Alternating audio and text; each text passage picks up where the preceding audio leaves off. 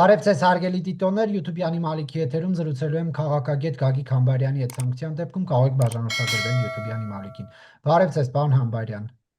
Բարև ձեզ։ Պարոն Համբարյան, մոտավորապես 24 ժամ առաջ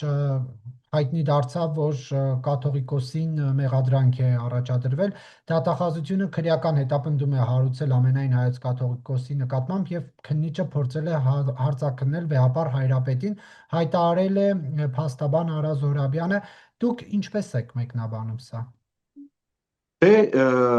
Ընդհանուր առմամբ Նիկոլի Բեսպրեդելյային Հայաստանում ամեն ինչ սպասելի է։ Իսկ ինչպես կմեկնաբանեմ, սա սահմանադրական կարգի տաբալում է։ Սա սահմանադրության 17-րդ հոդվածի բացահայտ ոտնահարում է։ Ես ձեզ նշեմ, որ նույնիսկ միջնադարում, նույնիսկ բռնապետական պետություններում, ասենք ինչպիսին, ասենք թե նույն Օսմանյան կայսրություններ կամ ռուսական կայսրություններ, հոգևորականներին վերաբերող դատարանները լրիվ այլ են եղել։ Դուք երբեք չեք տեսնի, որ հոգևորականների վերաբերող գործերը քննեն քաղաքացիական դատարաններ։ Մեզ մոտ ընդհանուր առմամբ, ասենք եկեղեցական ինչ որ աստիճան շնորհելը, եկեղեցական աստիճանից ինչ որ մեկին զրկելը, ինչ որ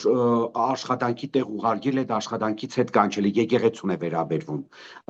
ասենք նույնը թեմի առաջնորդ նշանակելը հանելը, դա երբևէ որևէ ձևաչափով չի վերահսկվել իշխանությունների կողմից եւ դրա հիմքը եղել է մեր սահմանադրության 17-րդ հոդվածը։ Ցավով պետք է արձանագրենք, որ Հայաստանի Հանրապետությունում հիմա տոտալ բեսպրեդել է, նիկոլական բեսպրեդել է, եւ որ ասենք անձը, աղանդավորը, բողոքական եկեղեցու երկրպագու Նիկոլան Հողը որոշել է 1700 տարուց ավել պատմություն ունեցող հայ առաքելական Սուրբ եկեղեցին դարձնել բողոքական եւ այդ անպատվաբեր գործին լցվել են գլխավոր դատախազությունը, քննչական կոմիտեն,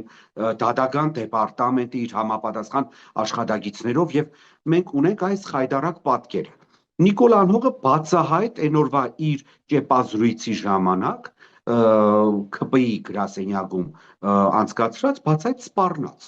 բացահայտ, ասենք, ու գիտեք ամենավատը որն է, երբ որ այս անձը արդեն նույնիսկ չի էլ իր վրա աշխատում, որ մի փոքր ավելի որակյալ սուտ հնարի։ Հասկանում եք, չէ՞, ասենք եպիսկոպոսատ ժողովը Ավստրիայում անցկացնել է ինչ կապ ունի կաթողիկոսի նստավայրի կամ կաթողիկոսի աթոռի հետ, կամ ինչ կապ ունի եպիսկոպոսատ ժողովի անցկացումը Ավստրիայում, ասենք Էջմիածնի գանձերի հետ։ Լավ, պարզ տրամաբանություն էլի, ասենք եպիսկոպոսատ ժողովները շատ ընդունված կարգ է դրսում անցկացնել։ Այդ կարգից նաև օգտվել է Վազգեն վեհապարը։ Հիմա օրինակի համար շատ ճիշտ որոշում էր եպիսկոպոսատ ժողովը անցկացնել նեյտրալ այնպիսի երկրում, որը իր քաղաքական դրսևորումներով շատ նեյտրալ է բոլոր առումներով։ Ասենք ինչից է վախենում Նիկոլան Հողը, ինձ այդ է հետաքրքիր էլի։ Ինքը ասում է ես եմ, իմ կողքին են, ես ունեմ պաշտպանություն։ 53 եպիսկոպոս կա հիմա հայ առաքելական Սուրբ եկեղեցում։ Ինքը ջանադրաբար փորձում է երկար ժամանակ տաբալել եպիսկոպոսատ ժողովները, որը հայ առաքելական Սուրբ եկեղեցու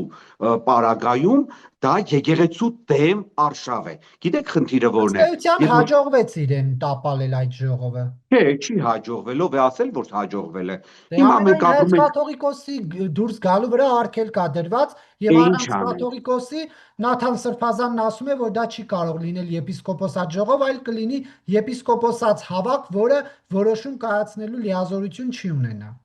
Դե հիմա թող եպիսկոպոսած հավաք լինի, բայց ընդամենը օրեր անց կարելի է այդ նույն եպիսկոպոսած ժողովը, օրինակի համար, ես սա որպես սովորական Հայաստանի Հանրապետության քաղաքացի եմ ասում,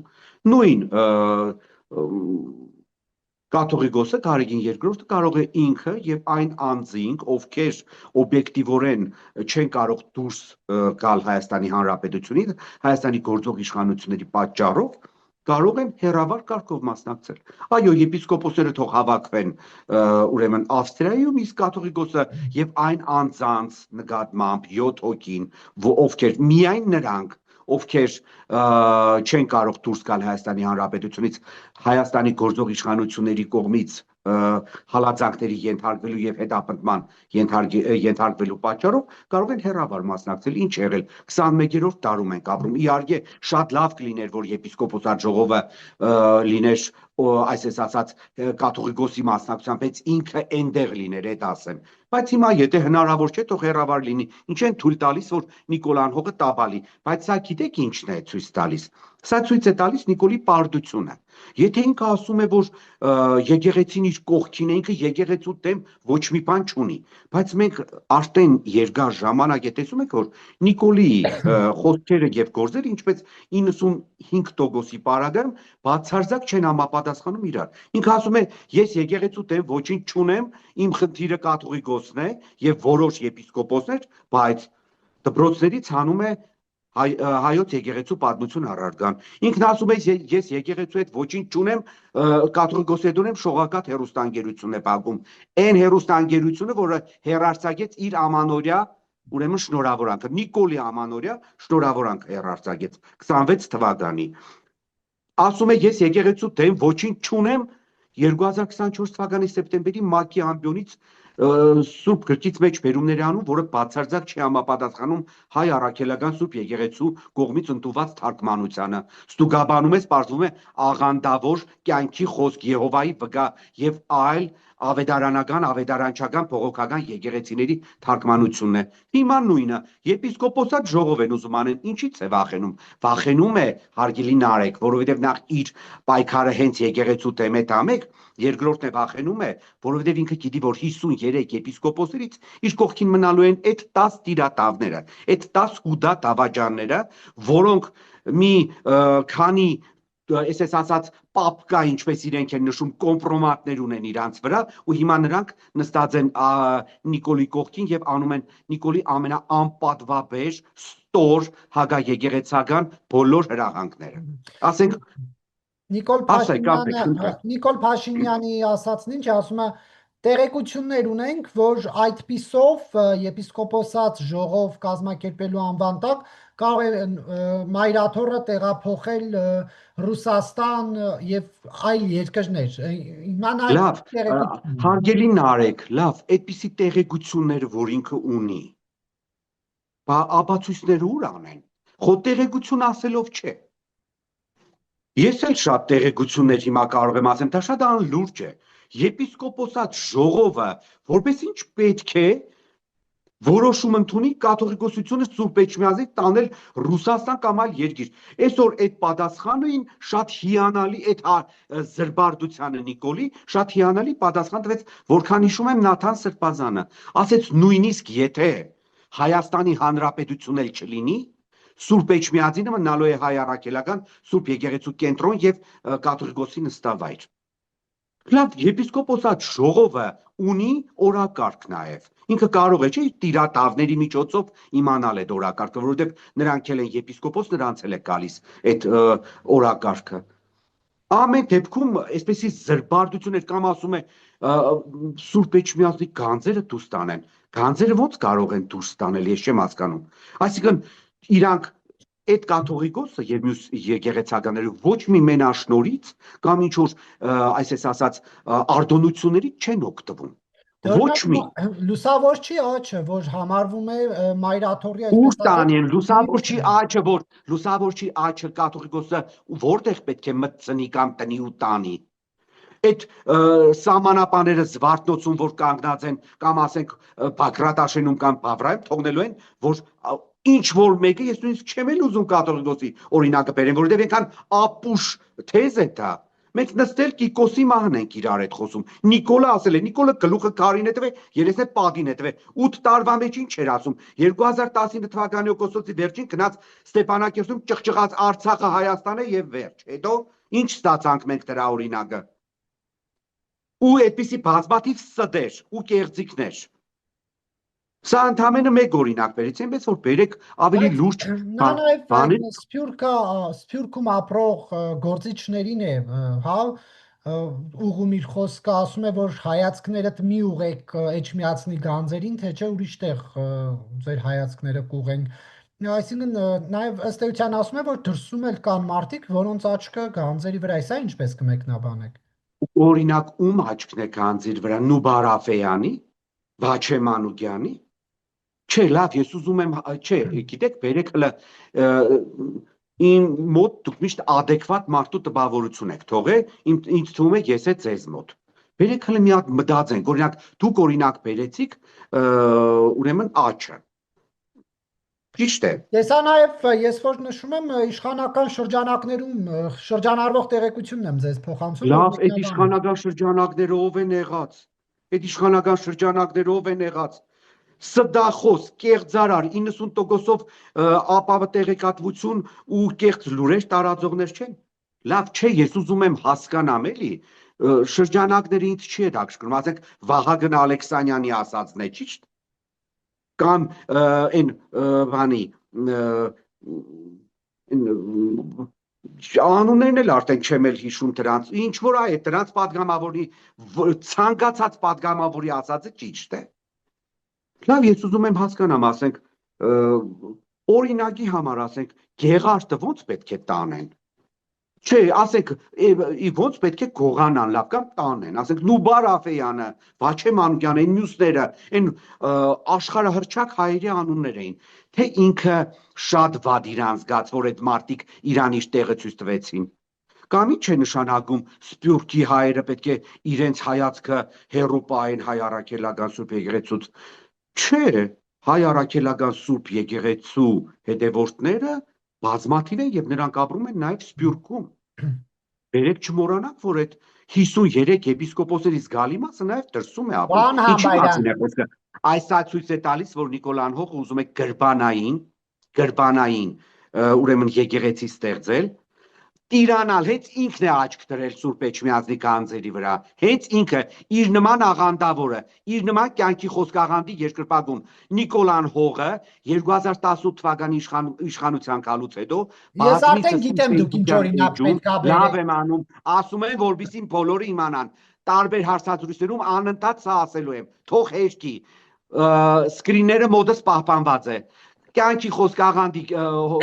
հովից Վահե Պետրոսյանի քարոզերը տարածում էր։ Ինքը հիմա ինչպես իրան թույլ է տալիս ասել, որ ինքը հայ առաքելական Սուրբ եկեղեցու հետևորդ է։ Ես էլ կարող եմ ենթադրել, որ Նիկոլան Հողի այս հիստերիան կապված է Սուրբ Էջմիածնի գանձերը գողանալու հետ։ Ինքն է ուզում գողանալ ու տանել։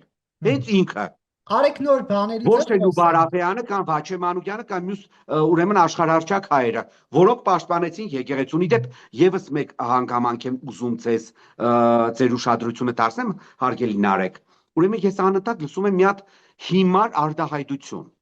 Եկեղեցին դա ժողովուրդն է։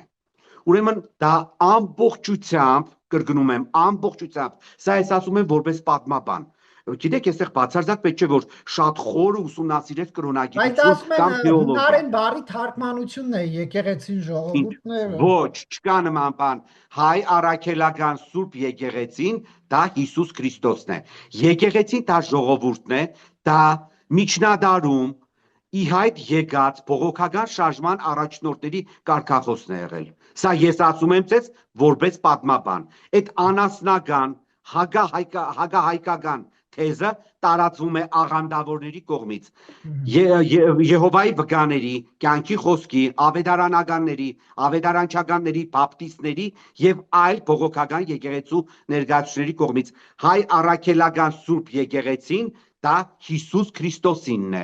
ոչ թե ինչ որ ժողովրդի։ Եթե ժողովուրդ կա, որ գտնում է, որ եկեղեցին իրենն է, ուրեմն ինքը հայ առաքելական Սուրբ եկեղեցու հետևորդ չէ։ Սա ես ասում եմ ձեզ որպես պատմաբան։ Հասկանում եք, չէ՞։ Այստեղ մի կողմ եք գնում,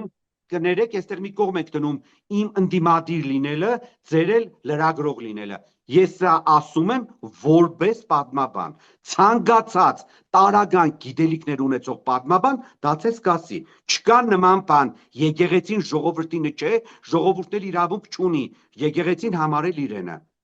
Եկեղեցին դա Հիսուս Քրիստոսին է, դա Աստծո տունն է, հայ առաքելական Սուրբ եկեղեցու պարագայում։ Պարոն Համբայրյան, երբ Նիկոլ Փաշինյանն ասում է, որ կլինի միջամտություն եւ ինչ ռեսուրս օրինակ պետք լինի կօգտագործվի, ես ձեզ ինչ նկատի ունի, ինչի ականատես կլինենք առաջիկայում։ Շատ սովորական, ինքը կարող է հարձակվել վեհարանի վրա, ինքը կարող է հարձակվել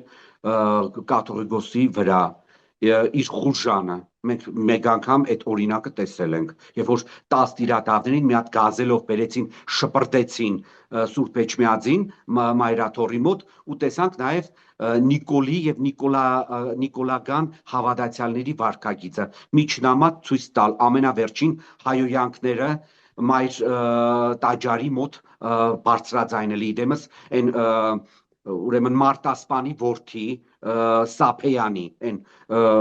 որ արդեն բացահայտվել է, որ հայրը մարդ է սպանել ժամանակին 90-ական թվականների սկզբին թե 80-ական թվականների վերջին, այն մեկը թարել էր կաթողիկոսի գերեզմանին եւ նմանատիպ ուրեմն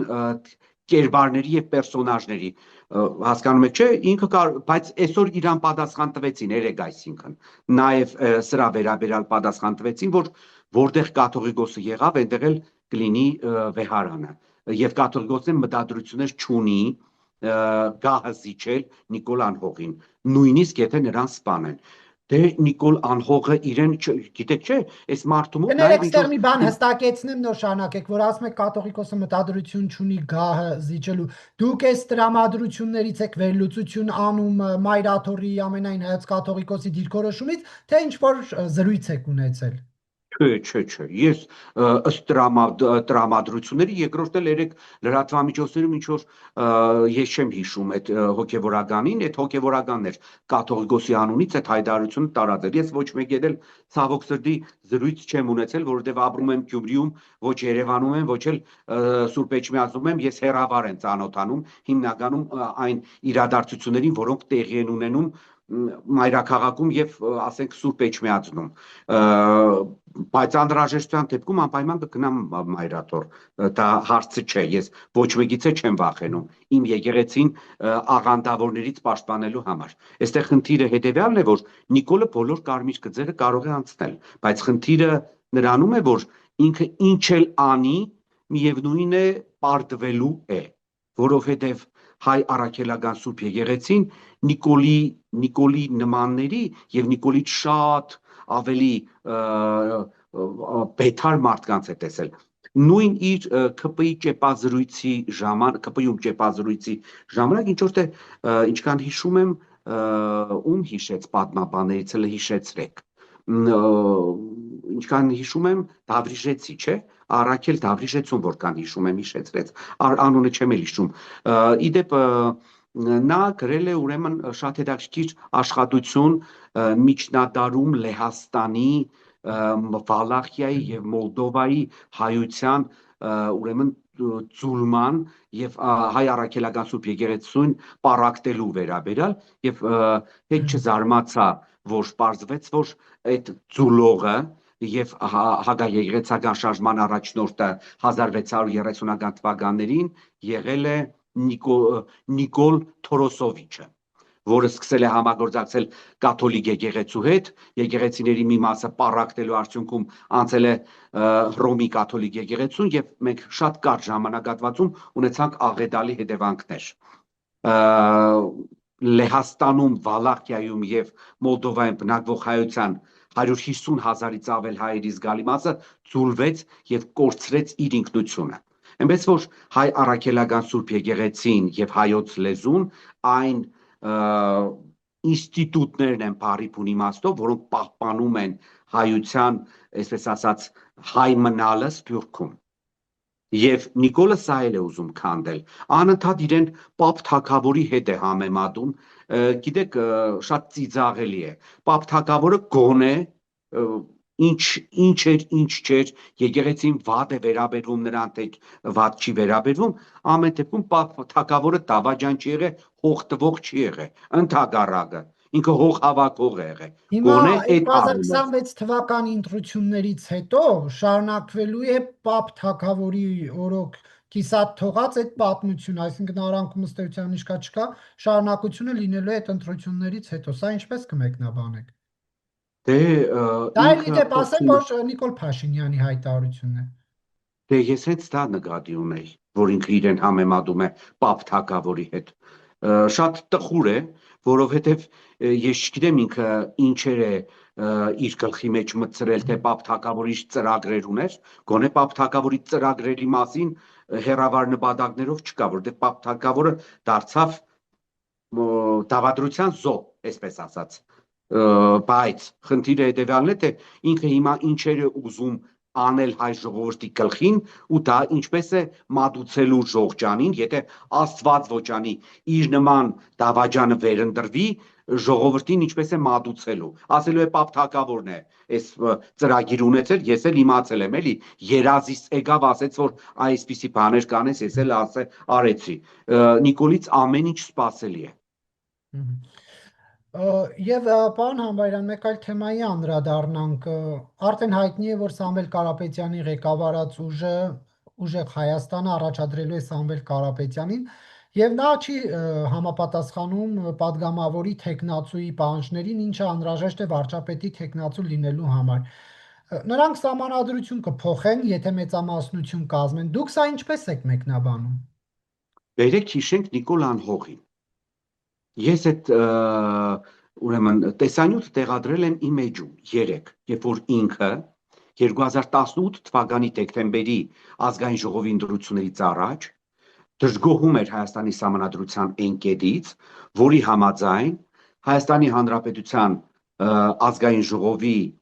եւ կառավարության անդամները կարող են լինել միայն Հայաստանի Հանրապետության քաղաքացիներ, ովքեր անընդմեջ ապրել են Հայաստանում 4 տարի։ Ճիշտ է։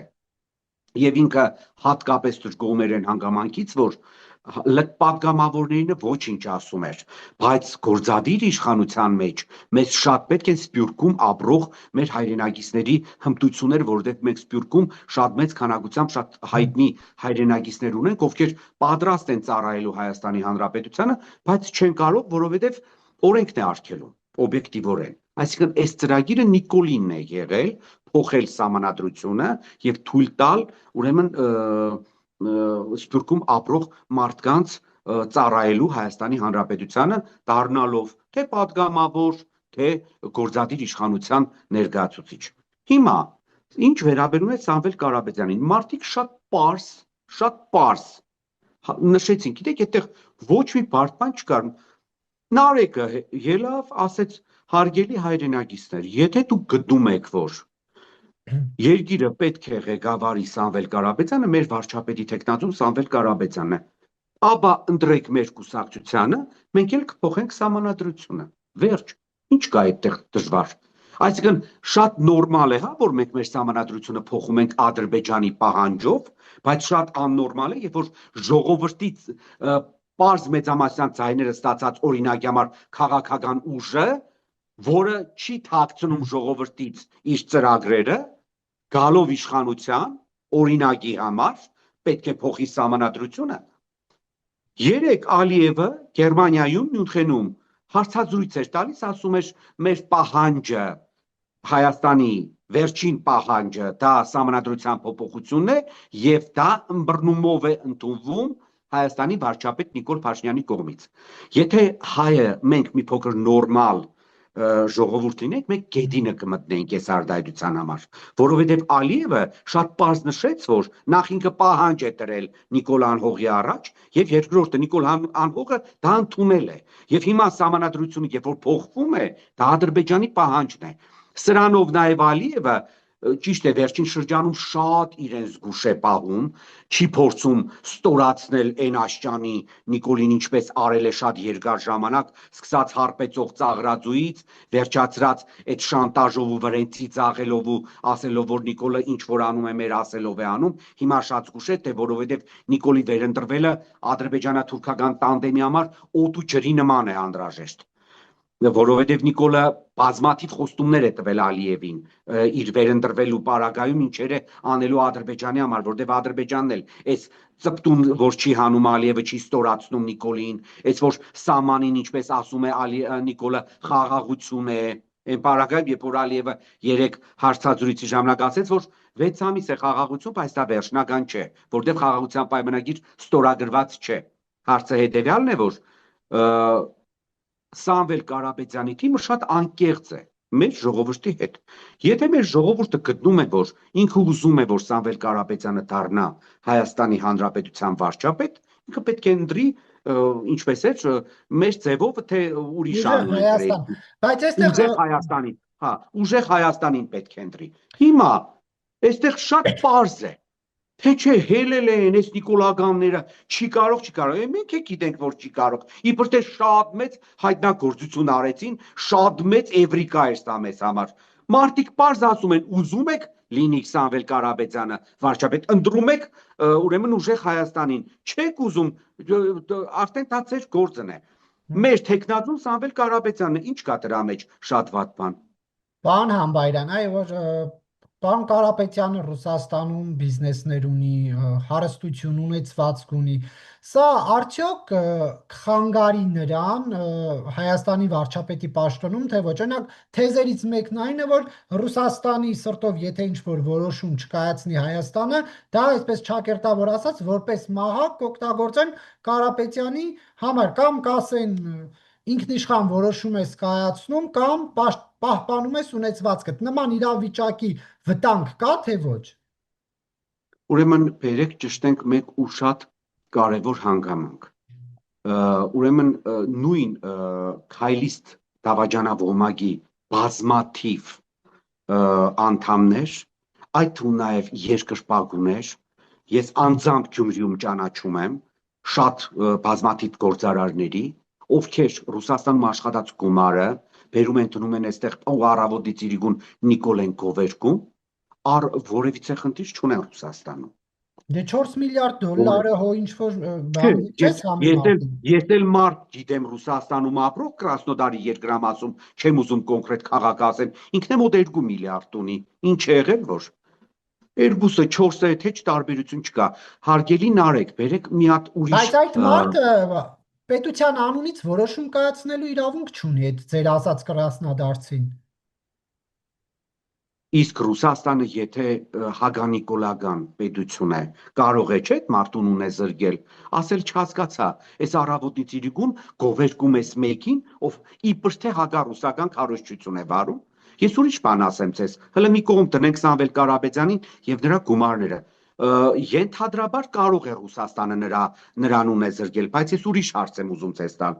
2020 թվականի նոյեմբերի 9-ից հետո ով է փրկել Նիկոլի իշխանությունը։ Ով է փրկել։ Պուտինը իր տխրահռչակ եւ ստոր հարցազրույցով տված Ռոսիա Կրեմլ Պուտին ծրագրին, որտեղ ինքը հատուկ նշեց, որ Նիկոլը դավաճան չէ, ու տարբեր անցկերում թաքնված քայլիստները, որոնք 10 օրից ավել է ծպտուն չէին անում, չգիտես որ ծագերն էին մտել, Ալենն էլ, Նիկոլի Ալենը, այդ ժամանակ պահեր մտել Մոսկվայում։ Այն հագա Նիկոլագան Ռուսաստանում պայր մտել Մոսկվայում, ես նույնիսկ գիտեմ, որ շինարար, հայտնի օլիգարխ շինարարի տանն էր պայր մտել։ Դրա կինն էլ Ալենին ասում է նա շալենչիկ, ճանաչում եմ, շատ մոդիկից։ Հետո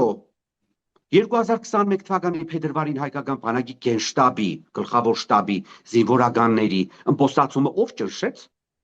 Ռուսը,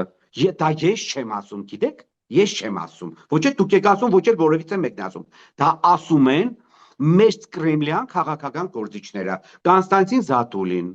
Անդրանիկ Միհրանյան, Սեմյոն Բաղդասարով։ Դա ես չեմ ասում։ Հիշում եք Պուտինի ստոր հարցազրույցից հետո քայլիստները ինչպես Պուտինի ելույթը,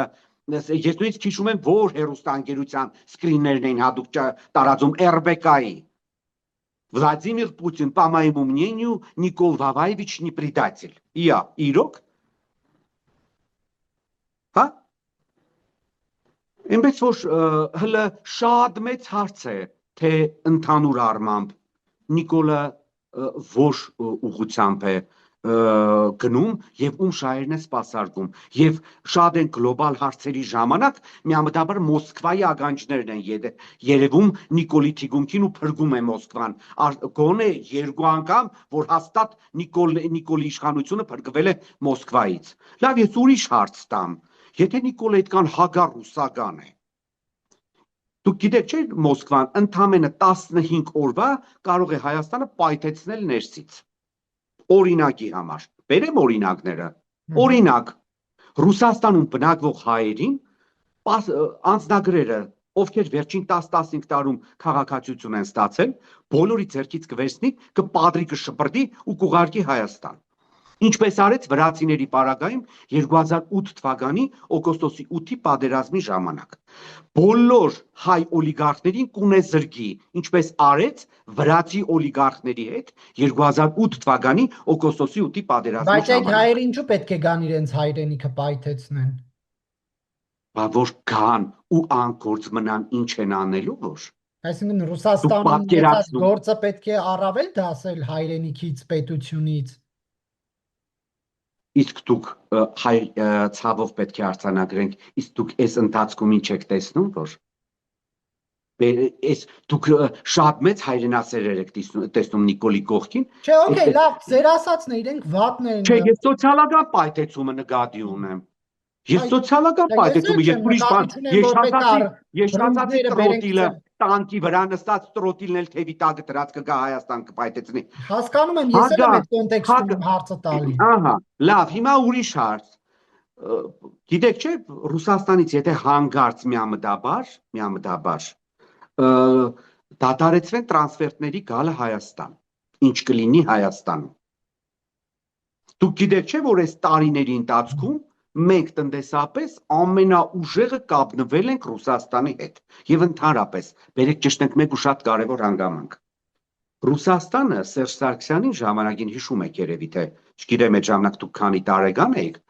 Սերժ Սարգսյանին ընդամենը 2 օրվա պարտադրեց հրաժարվել Եվրամիության հետ ասոցիացման համաձայնագրից որը պետք է կնքվեր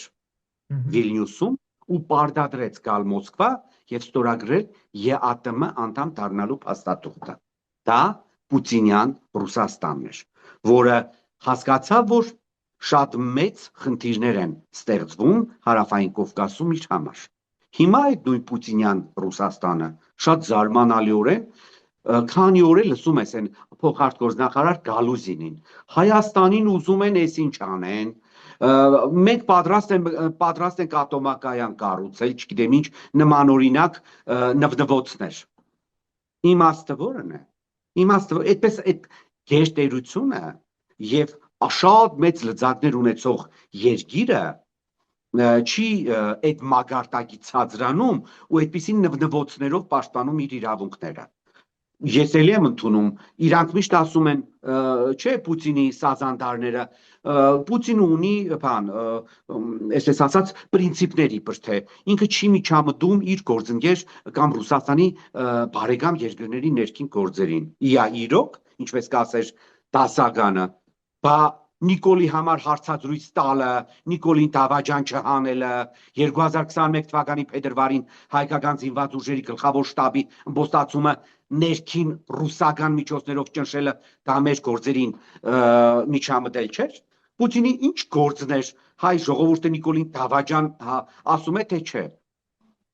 Երկու կողմին էլ աջակցում են, ընդդիմությունն էլ պակաս աջակցություն չունի Ռուսաստանից, թե ֆինանսապես Ես անկեղծ ասած այդ ամեն ինչը ավելի շատ համարում եմ իր կողմից խաղ գլոբալ առումով ինքը ընդդիմությանը չի բերել իշխանության Հայաստանում ինքը գլոբալ առումով Նիկոլին է թողել իշխանության գլխին երկու անգամ գոնե դա փաստացի հաստատված է ու հիմա խոսել անընդհատ գիտեք ինչն է հետաքրքիր անընդհատ ծայրակ գավառ բան հասկանում եք չէ հոգեբանությունում կա բան ուսումնասիրված մի այդպիսի երևույթ օրինակ մարդիկ ովքեր նույն բանից անընդհատ խոսում են 90%-ով պարզվում է այդ մարդիկ դրա դրա կրողներն են։ Հիմա այս Նիկոլը անընդհատ ծայրակավառությունից է խոսում։ Ծայրակավառությունից են խոսացել, որ մենք նույնիսկ հիմա թուրք-ադրբեջանական տանդեմի արանքում նույնիսկ վիլայեթի կարգավիճակ չունենք, սանջակի ենք վերածվելու։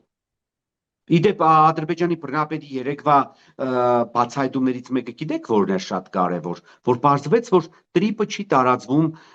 երասխ սադարակ երկաթուղու վրա։ Հասկացաք, չէ՞, այսինքն դա բացարձակ չի մտնում Թրամփի ճանապարհի մեջ եւ այդտեղ որևիցե բան մենք ակնկալիքներ չունենք։ Շնորհակալ Եվ հետ վերադառնալով այս ուրեմն Սամվել Կարապետյանի պահին նշեմ, որ գիտեք ամեն ինչ էլ կարելի է սпасել Ռուսաստանից, ամեն ինչ, Тютчевը շատ ճիշտ էր ասում, умом Россию не понять, ես օրինակ Ռուսաստանի ներկայիս արտաքին քաղաքականությունը Հայաստանի պարագայում չեմ հասկանում, որովհետև Պուտինը, որը ցույց է տալիս իր բազմաթիվ հարցազրույցներում, որ ինքը շատ լավ տիրապետում է Ռուսաստանի պատմության այն խորքերին, պետք է գիտենար, որ իրենց շատ կարճատև պատմության ընթացքում ընդամենը 1000 տարվա պատմություն են, ոչ ավել, կամ մի փոքր ավել։ Այդ 1000 տարվա պատմության ընթացքում Ռուսաստանը 14 անգամ պատերազմել է Թուրքիայի հետ։ Եվ եթե ռուս իշխաններից, ցարերից, կայսրերից կամ նախագաներից կամ կոմունիստական կուսակցության առաջնորդներից որևիցե մեկը մտածում է, որ Թուրքիան կարող է լինել Ռուսաստանի դաշնակից, իսկ Թուրքիայի ղեկավարը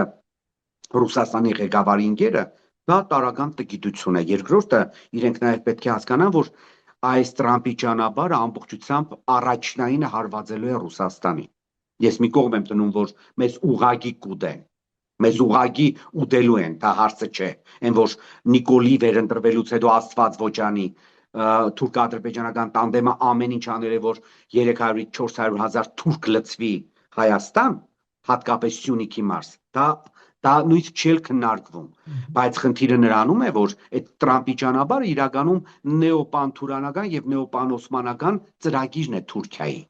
եւ Ամերիկայի Միացյալ Նահանգները այդտեղ ամրանալով փորձում է ել ավելի օգնել եւ ել ավելի օգտվել այդ ծրագրից, որի վերջնարդյունքը լինելու է Ռուսաստանի, Իրանի եւ Չինաստանի կազմաքանդումը որպես միասնական պետություն, որովհետեւ պանթուրանական եւ պանօսմանական գաղափարախոսության եւ քաղաքականության վերջնարդյունքը պետք է լինի բոլոր թուրքալեզու եւ մահմեդական ժողովուրդների միավորումը մեկ պետության մեջ։ Ժամանակ ուղղակի ավարտվում է, պարոն Համբարյան, եզրափակեք, որ կիսատ չմնա հարցազրույցը։ Դե ամեն դեպքում պետք է նշեմ, որ ես Ռուսաստանի արտաքին քաղաքականությունը հիմա չեմ հասկանում։ Ինքը պետք է հասկանա, որ Հայաստանի զիջումը թուրք-ադրբեջանական տանդեմին ինչ համաձայնություններից ելնելով, որովհետև ինքը չի զիջում Հայաստանը արևմուտքին, ինքը զիջում է հենց թուրք-ադրբեջանական տանդեմին, վերջնարդյունքում պետք է բումերանգի էֆեկտով հարվածի հենց Ռուսաստանին։ Իսկ արևմուտքում շատ լավ գիտեն այդ հայտնի ասացվածքը, ուզում ես Ռուսաստանին ծնկի բերել, հարվածում ես նրա ամենաթույլ կողմին, հարավային փորոտիկին, Южная побережье России, դա հյուսիսային Կովկասն է։ Շնորհակալություն հարցազրույցի համար։ Խնդրեմ։